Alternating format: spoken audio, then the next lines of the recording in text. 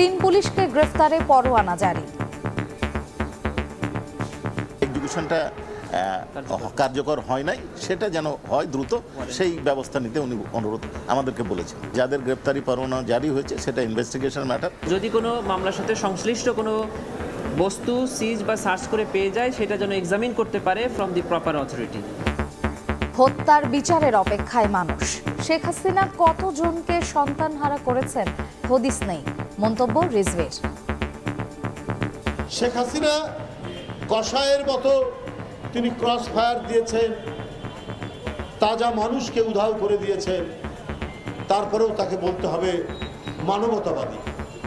এটাকেই বলা হয় ফ্যাসিবাদ। দেখছিলেন প্রধান শিরোনাম। দুপুরের সময় সঙ্গে আছি আমি মার্জিয়া শ্রেয়া। এবারে অন্যান্য শীর্ষ সংবাদ।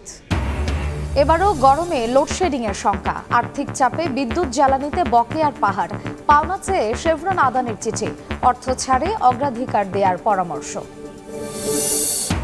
গাজীপুরের শেখ রেহানা পরিবারের 4টি বিলাসবহুল বাংলো বাড়ির সন্ধান, অবৈধ সম্পদ কিনা অনুসন্ধান শুরু দুদকের, আরও একাধিক সম্পদের খোঁজ।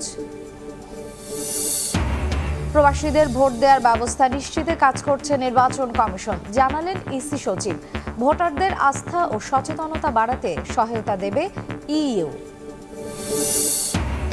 বিশ্ব ইজতেমার প্রথম পর্ব শুরু কাল। টঙ্গীর তুরাগ তীরে আসছেন মুসল্লিরা, নিরাপত্তার চাদরে ঢাকা গোটা ময়দান।